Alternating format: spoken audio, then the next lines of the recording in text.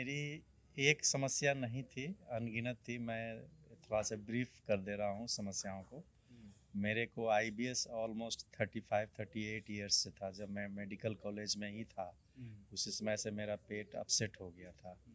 हाइपोथायरायडिज़्म हुआ, uric acid हुआ, BP हुआ, पाइल्स हुआ, प्रोस्टेट एनलार्ज हुआ, फिर उसके कारण रिकरेंट यूटीआई हुआ। मैं एक जन्मजात बीमारी से सफ़र करता हूँ जिसका नाम है गिलबर्ट डिजीज़। कि मैं यहाँ पे आने का मेरा मेन मकसद था कि मेरा पेट, आंत, खास करके लोअर रेक्टम, एनस ठीक से काम नहीं कर रहा था, जिससे गैस, ब्लोटिंग, कंस्टिपेशन, बेचैनी, नींद नहीं आना, ये समस्या बनी रहती थी। तो मैंने होम्योपैथिक भी बहुत स्टडी किया, मगर वो सफलता मुझको नहीं मिली। फिर मैंने आयुर्वेदा, उनसे भी मैं संपर्क किया। उनके द्वारा लिखी गई चिकित्सा या सुझाव को मैंने बहुत फॉलो किया, वहाँ भी मुझे आराम नहीं मिला। फिर तलाश के क्रम में ही मुझे सखा वेलनेस सेंटर चंडीगढ़ के बारे में पता चला, और उसमें ये बताया गया कि आप थक गए हो तो मेरे पास आओ। तो ये बात मुझे अंदर तक हिला दिया, क्योंकि जितना अभी मुझको एहसास हो रहा है और रिलैक्स महसूस हो रहा है, खास करके पेट के मामले में, तो मैं उसी से अंदाज़ा लगा लिया कि वर्षों, करीब करीब 35-38 ईयर्स, और आज जो मैं फील कर रहा हूँ, there is a big difference.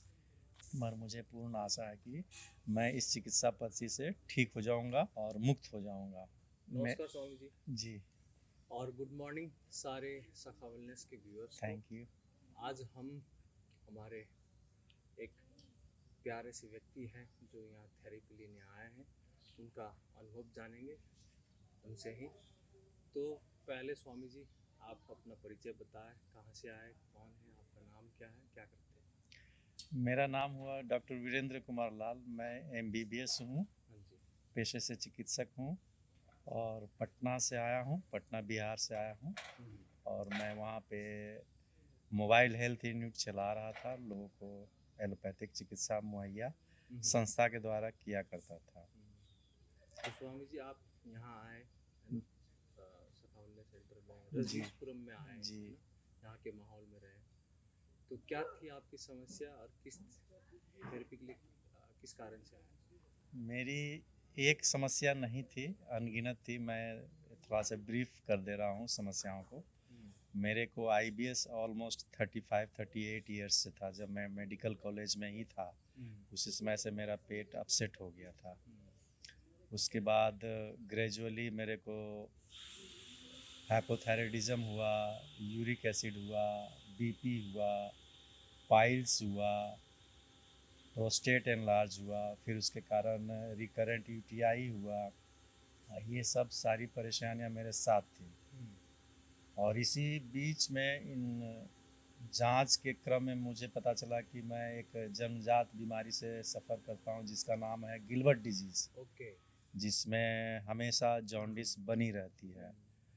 तो जिसका कहीं पे इलाज नहीं है, एलोपैथिक में कोई इलाज नहीं है। कहा जाता है कि आप इसको लेकर के भी सहजता के साथ अपना जीवन यापन कर सकते हैं। तो मैं उसको उतना केयर नहीं किया, चलो ठीक है, इलाज नहीं है। तो खास करके मैं यहाँ पे आने का मेरा मेन मकसद था कि मेरा पेट, आंत, खास करके लोअर रेक्टम, एनस ठीक से काम नहीं कर रहा था, जिससे गैस, ब्लोटिंग, कंस्टिपेशन, बेचैनी, नींद नहीं आना, ये समस्या बनी रहती थी। और सालों से मैं ये परेशानी से झेल रहा था, और सालों से मैं हमेशा से तलाश में था कि कुछ ऐसा दिखे जहाँ पे मैं अपना को स्वस्थ कर सकूँ, उस इलाज से अपने आप को स्वस्थ कर सकूँ। तो मैंने होम्योपैथिक भी बहुत स्टडी किया, उसका अपने ऊपर प्रयोग भी किया, और डॉक्टर की देख रेख में प्रयोग किया, मगर वो सफलता मुझको नहीं मिली। फिर मैंने अपने बहुत सारे कलीग जो थे आयुर्वेदा, उनसे भी मैं संपर्क किया। उनके द्वारा लिखी गई चिकित्सा या सुझाव को मैंने बहुत फॉलो किया, वहाँ भी मुझे आराम नहीं मिला।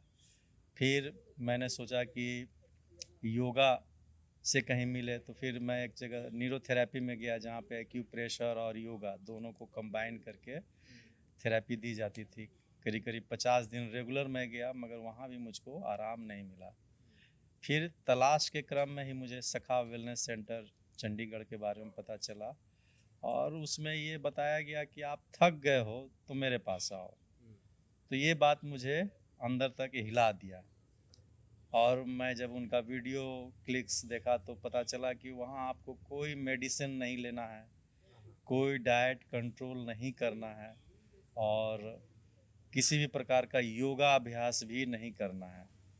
बस आपको जो थेरेपी है, थेरेपी का जो बेस लाइन है वो हाइड्रोजन थेरेपी है, रागा थेरेपी है, एस्ट्रोलॉजी थेरेपी है, और योग निद्रा है। ये 4 बेस्ट जो यहाँ का चिकित्सा पद्धति है, उसी पे चिकित्सा होती है।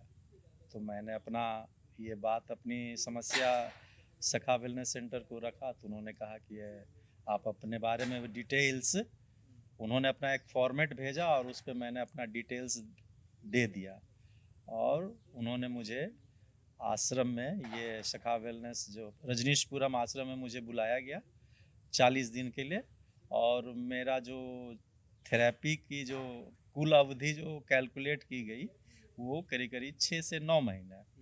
तो मैं यहाँ अभी 40 दिन का पीरियड कंप्लीट करने जा रहा हूँ, जिसमें 2 दिन अभी बाकी है। तो मैं इस चिकित्सा से बहुत खुश हूँ, सेटिस्फाइड भी हूँ, और मुझे 100% आशा है कि यदि मैं इस चिकित्सा को कंटिन्यू रखा तो मेरे जितने भी प्रॉब्लम हैं वो 100% चले जाएंगे।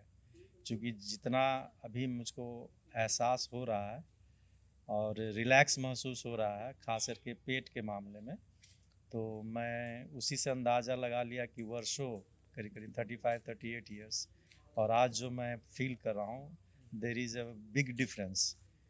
ठीक है, ये मुझको पता है कि पूरी तरह से अभी इसमें बाकी है चीज़ें, तो समय भी और बाकी है मेरे लिए चिकित्सा के लिए, मगर मुझे पूर्ण आशा है कि मैं इस चिकित्सा पद्धति से ठीक हो जाऊंगा और मुक्त हो जाऊंगा। और क्योंकि आप खुद ही डॉक्टर हो तो अपनी एनालिसिस तो आप अच्छे से कर ही सकते हो कि आगे जाके ये चिकित्सा आपको कितनी और मदद करेगी। और चूँकि मैं पाइल्स से ग्रसित था, तो मेरे को 2 बार ऑपरेशन के लिए जाना पड़ा। एक बार लेज़र, उससे क्योर नहीं हुआ था, तो फिर मेरे को ये ओपन हेमरोडक्टेमी के लिए जाना पड़ा। वो ऑपरेशन हुआ तो वो तो ठीक हो गया 7 और 11 ओ क्लॉक पोजिशन, मगर अभी 3 ओ क्लॉक पोजिशन में मेरे को पाइल्स था जब मैं यहाँ आश्रम में आया था, और वहाँ दर्द भी होती थी, या कभी कभी ब्लीड भी करती थी। और मैं 5 वर्षों से अदरक और लाल मिर्च इसी वजह से, पाइल्स की वजह से नहीं खाया, और यहाँ मुझे बताया गया कि आपको जो मर्जी है, जो बनता है आप खाओ, और मैं यहाँ पे हूँ, देखूँगा। और मैं यहाँ पे अदरक भी खाता हूँ, लाल मिर्च भी खाता हूँ, तीखा भी खाता हूँ, मगर मुझे 1 पैसे की परेशानी एनस में नहीं हुई। ये मेरे लिए आश्चर्यचकित है। मैं इससे आश्चर्यचकित होता हूँ कि इतना तीता खाने के बाद भी मुझे वहाँ कुछ फील नहीं होता है। और आपने भोजन भी गरिष्ठ भोजन, और यहाँ हर पे प्रकार का भोजन आपने किया है। और भोजन वैसा मैं यहाँ पे किया जो मैं कभी अपने घर में नहीं लिया करता था। जैसे राजमा है, छोले चने हैं, उड़द की दाल है, और मसूर की छिलके वाली दाल है जिससे गैस बनता है, भिंडी है, इन सब चीज़, हाँ हाँ, बैंगन है, टमाटर है जिससे यूरिक एसिड बढ़ता है, मैं सब खा रहा, मगर मेरे को कोई दिक्कत नहीं हुआ खाने के बावजूद। ये मेरे लिए एक शुभ संकेत है कि मैं ठीक हो रहा हूँ। आपने कहा कि सबसे जो बड़ी समस्या आपको पेट से रिलेटेड ही थी जी, तो उसमें बहुत आपको, हाँ, उसमें जो आराम मिला कि मैं डाउनवर्ड विंड है, पास हो जा रहा है, कंस्टिपेशन नहीं रहता है, ठीक है, मोशन सुबह में 2 से 3 बार जाता हूँ, मगर मैं उसके बाद रिलैक्स फील करता हूँ थ्रू आउट द डे।